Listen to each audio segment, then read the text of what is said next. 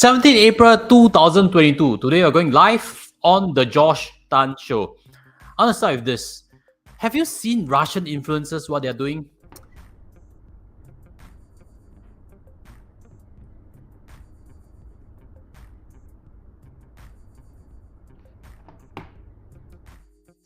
On distribution in Russian market. So they are quite angry with it. Simply because they feel there's a Russia phobia. And you can't really blame brands because nowadays brand reputation is very important. If not, you get cancelled, correct? And a lot of brands, they're trying to dissociate Russia. So Chanel is not the only one. It's just that these influencers are cutting up their Chanel bag. And in my opinion, that's quite silly there. Why not sell away that Chanel bag to somewhere? Why cut it up? When you cut it up, it's useless really. But if you sell it, I'm sure someone is willing to pay a good amount. And more so because right now Chanel's imports are not going to Russia. Somebody's going to pay double the amount, triple the amount that you paid. So if you cut it up out of spite, then too bad for you. You missed out on some money. But today's case study is someone who is very frugal. In my opinion, she probably hasn't bought a Chanel bag yet. Don't spend money wrongly also. But I wanted to discuss this situation because I guess it affects a lot of younger adults. Should they buy a place as early as possible, or should they make themselves happy at this current moment? She's having this dilemma. In a voicemail, she actually mentioned that she wants to be anonymous. So I'm not going to play the clip. I'm going to play only the important information for us to discuss further. And as always, if you're watching this live, do leave your comments. I'll pick them up. And if you're watching this on recorded stream, do also look for my links to send me a question if you have something for me to address for you. Let's run through a case study. She's age of 24 this year, just started working, income of 3,400 per month. And that's pretty good. My guess is she done a good degree, gotten a good job. So 3,400 is not too shabby. Total take home is task 2,007 after CPF. If you are a young adult, do note CPF is a mandatory contribution, especially if you are in employment. If you're self-employed, then that's different. Everything is full cash, but then you need to figure ways to build your own retirement. She's also doing a side hustle, which is tuition, and that's bringing $800 a month. So net, that brings $3,500 per month in cash, correct? Fantastic. Later, I'll share with you more details on her savings rate. She's invested in total about $35,000 worth now, and she has emergency cash of $11,000. On the surface, everything is fantastic. If you are just starting to work, do note 24-year-old only, so inspiration. But her dilemma is this. Her parents are not together, and she's staying with a relative, from what I remember.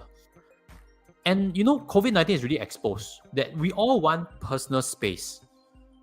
Because if we work from home with a cousin, relative, or sibling right next beside you, it's very difficult to work. And you don't have your own space, you don't feel secure, you don't feel safe. Her dilemma is, should she rent a flat? Should she rent a unit? Because that will set her back in terms of her dreams of buying a home, correct? When you don't have your space, it becomes very valuable. Imagine this, you don't have water now. You would give your arm, give your leg just to get water because you're so thirsty. But when you have enough water, you don't feel whether you spend anything on extra water. Same case. When you don't have privacy, when you don't have your own space, it becomes a big desire. If you're fortunate enough to have your own roof, your own space, then be very thankful about it because not everybody is in good situations. So her case is this amount of savings, which is now something I'd like to share with you. She's saving up at least 2,700. 2,700. No, more than that. She's saving up $3,000 per month in cash. Take home total cash $3,500 with the tuition. And yet she's only spending $500 because she's really trying to save hard for her future of getting a flat. And she is really feeling very awful. One of my suggestions to her, or to you if you're watching this and having a similar situation, is that, mental health is very important. When you don't feel safe, or you don't feel happy about your living situation, you need to fix that first. Although I preach on this channel, money, save for your retirement, but my recommendation to her, on the contrary, is take care of yourself first. If you need to spend $700 or $800 on a unit, a room rental that will cost that much on HDB, go ahead and spend that, because life and financial building is a marathon. You cannot kill yourself hate yourself for 3 years so that you can quickly move out. You would not last the distance. One question came in: find someone to get married. Marriage also has a lot of issues. I recently saw YouTube, just to digress a bit. That YouTuber actually mentioned that she broke up with her husband and they had to sell back the house to the HDB at a loss because HDB only pays 90% of what she paid, loss of 10%, which means she easily lost $30,000, $40,000. So getting married, make sure it's for the right reasons. Don't rush in the marriage. But marrying, yeah, you double your finances, you double your loan eligibility, you double your CPF. It is true you can get a house. But let's assume she's happily single, not in that phase to get married yet. Why do I say it's important to rent a flat, even though it costs $700 or $800 a month? It's because even though you spend that amount, you set yourself back 1 or 2 years in terms of your home. But again, life is a marathon. Financial building is a marathon. You don't want to get into a depressive state where you need to spend money on your health. Waste neglect. You torture yourself. You feel miserable. You are actually okay. It's not like that. Life, health, they all run side by side. While we preach on prudence, her case, she's only spending $500 a month. I doubt many of us watching this right now is spending $500. If you're spending less than $500, please give her a shout out. I really think my suggestion to her of increasing her expenses is important. I guess she's missing out on hobbies. I guess she's missing out on social gathering. Because when you go out with friends right now to Sushi Day, everybody's going to spend $20, $30. You can't work within that budget and you don't want to remove yourself from socialization.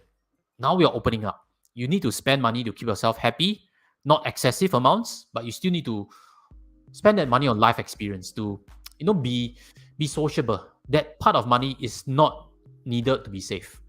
In any case, you want to save money, find a way to share the room. More important, because $700, $800, if you can share with someone who's in the same situation together, best friends, then staying together is fun somehow. Then you can halve that money rather than people ask you out for Sushi Day, you refuse. People ask you to play mahjong, you're so scared of losing. Then you find your life miserable. So the main situation is, what we can learn from this case is side hustles. Bringing $800 a month is actually fantastic. If you realize, if you're thinking, how can I build my income up? First thing, side hustles. $800 from tuition, fantastic. But that also applies to different situations. If you're in legal sector, accounting sector, the first few years are crazy hours. I am from accounting background. I didn't go to audit, but all my peers who went to audit were grinding, 70, 80-hour weeks easily. The same is also from legal sector. This kind of situation, there's no way you can do tuition. You have to grind it and quickly leave and get your pay jump. So why do I suggest at this age, it's actually okay to not be too worried about your savings ratio? Because I want to touch on that. That's the second part. Savings ratio is important, but at the starting phase of your career, don't be too bogged down by it. We're not talking about you spend extravagantly. I'm talking about savings ratio. You realize that you keep trying to save. She was asking me question how to reduce that 500. It's not going to move the needle. 500, you cut to 400, you feel even more miserable. Yet you only move the needle by $100. It doesn't get to the house. We shall touch on in a while. Your savings ratio, take note according to your career progression. That's the main part. Grow your career, grow your income. When your income is $3,004, you can save $3,000. That's crazy lot already. But as your income increases, your ratio is much easier. Don't go for extremes. I guess that was the message I was trying to hint. Money should be spent on life experience. For her case, if she's saving $2,000 a month, thumbs up already. $3,004 base pay plus $800, you can save $2,000, 50%. Fantastic already. That will lead to a lot of situations where we can calculate how much she can eventually build to buying a house. Because again, life is a marathon. You don't burn yourself out in 1 year. You are miserable. You refuse to rent a place simply because you imagine you need that money for home purchase, which is not true. Then you feel yourself miserable. After 1 year, you break down. You quit your job. You do something silly. These are not good ways to build your own life. Let's put out another question. As usual, leave your questions below, or what do you think we should suggest for her? With her income, very hard to find anything within her budget. She can only buy private property. Okay, Fusha, since you brought up property part, let's dive onto it. There are two ways she can buy property because she wants to buy a house, correct? The first way, based on my understanding, is that you go with HDB on a nucleus style, which means herself and one parent at minimum. I don't know who she closer with, but I've also seen situations that one child is with one parent, they can buy a house together already. That is when HDB has that nucleus scheme. Then she can go to resale market to buy. Any property agents, if you have further information, do chip in. That's my understanding. If I'm not wrong, Lisa Adulting, who did a YouTube channel, so I've also commented on previous video, she's on a similar situation. She and her mom, if I'm not wrong, own a 2-room HDB flat. There you see, under HDB rules, you can buy if you're not married, but under the nucleus scheme. Second is, of course, get married, but marriage cannot force, marriage cannot rush. So nucleus scheme is possible, but we don't know how close is she with either of the parent. And that in itself has baggages. Then if that is not attainable, then it's only age 35 under the single scheme for HDB, which is way too long. She's 24, feeling miserable for 11 years. It doesn't work. She will likely lose her mind. Not a good idea, which means might as well go and rent. The next part is buy a private property. Buying property, there's no age criteria to things. Mainly when you look at your ability to borrow and your down payment amount. Let's firstly look at the ability to borrow. Recently, I was looking at PropNext shares, and again, I extrapolate from something I mentioned over there. They say with a $1 million property, your income range must be 6,002 to qualify for using a TDSR rule. So the smallest private property, if I'm not wrong, is about 600 plus to 700,000 shoebox unit, which means any pay that's below 4,002 per month cannot qualify already. That's a simple rule of thumb. Hopefully you can take away with it. But that's single income. 4,002 and below, your TDSR will fail. You cannot buy private property, the smallest one even. Which means for her, she needs to grow the income, which is very easy. She not just started work. I think it's almost a no-brainer that she will increase her income. She will get certain pay raises, maybe not promotion, certain pay raises in the next 1 or 2 years. The jump is going to be there. 4,002 can come in as early as next year or the year after. I'm pretty sure about it. So I'd like to reassure her if she's also watching this. But the harder part is the loan deposit. The deposit you need to make to buy the house. Assuming 700,000, you need to put 25% down with 3% buyer stamp duty, which means 28% thereabouts. You need to prepare at least 200,000 in terms of capital first, correct? 200,000 in terms of capital before you buy the private property. But again, if you stretch it out so much with your income, you're going to feel very tight. But she needs that house, so it's a bit of a different situation. Renting is wasting money, I get it. But that situation, you need 200,000 capital. You see, right, whether you save extra 700 a month really doesn't shift that deadline too much. Now she has 35 plus 11,000. She's still short of 160,000 thereabouts. Whether she's saving 3,000 or 2,300 if she's renting a flat, it will still roughly take her 3-4 more years if she wants to buy a private property. So that is very important to understand. Hey, don't rush. Minimum the project still needs 3-4 years unless she's able to swing her income drastically. So again, it's a journey. Plan 3 years ahead. You realize, hey, there are solutions coming out, correct? Hey, I target 3 years. I must be mentally sound, happy this 3 years, don't feel miserable. And then 3 years, I calculate, then that's where I can get. And if the time frame is 3 years again, then that also limits the investment thinking process because you cannot invest and think that 3 years you can get capital returns. May not be the case. We've seen global financial crisis, things come down, and then it takes 18 months to hit the bottom. That was what happened in 2008. So with a 3-year time frame, you cannot invest too aggressively. You can save aggressively at a pace that still keeps you happy, which means go and spend at Sushi Tei, go and do a unit rental and stay happy in your private space. So back to the point, let's take a poll. So whether she should buy a private property or buy a HDB flat with a nucleus, let me know your thoughts also. And whether you think my suggestion, prioritize mental health, prioritize privacy, whatever you need, spend that 700. She's already saving hard. No shame about spending some money on unit rental, especially if it's a necessity in the current stage of life. Let's also touch on some of the other things that she's mentioned. Privately, she's also told me that she's invested since 2020. And that was a phase where just nice before graduation and markets were down correct on COVID. That's why this 35,000, if I pull it up again, is actually invested into bank stocks and REITs, Singapore stocks. And they've done relatively well. So 35,000 is current value, it's not her capital. Do you want to find out what I actually suggested to her? Because she asked me whether she should invest this 11,000 or not. Maybe I share with you a bit also. My suggestion is, a lot of times we have this recency bias, something I mentioned quite a bit on main channel, which means recently these stocks have done very well. Her capital of 20,000 grown to 35,000. Hey, might as well put everything in. New income put in.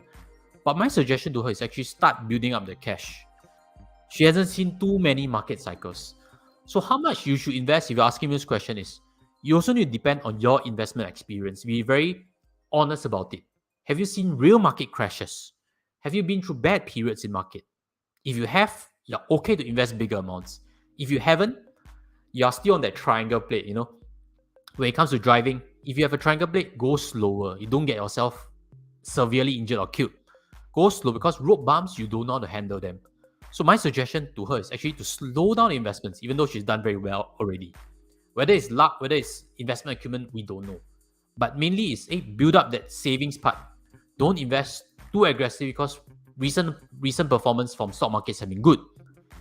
Slow down at pace, ride some market waves first, and then you know whether you can tolerate it. But again, if you are thinking 3-4 year time frame, she cannot get too much investor. So just in case markets are bad in 3 years time when she wants to buy a property already. So these are some of my suggestions to her. I think it's a very interesting case study, because very often we dislike people from renting properties, which I would like to use this discussion to really open up. Renting, if you need a space, is important. Cut back on the rental. Don't rent something too extravagant. But always, if you need space in this COVID situation, working from home situation, prioritize that. Money is a long-term game. Money is a marathon. And when you are able to take care of your health and mental health, you realize that your process of building money is a lot easier. That is something that's not mentioned frequently enough, and that's what I want to end off this show with. With that, as always, if you're watching this on recorded, smash the like button. Thank you for watching, and smash or subscribe. Every week we'll discuss an interesting case to open up more perspectives. With that, I sign off. Take care and goodbye.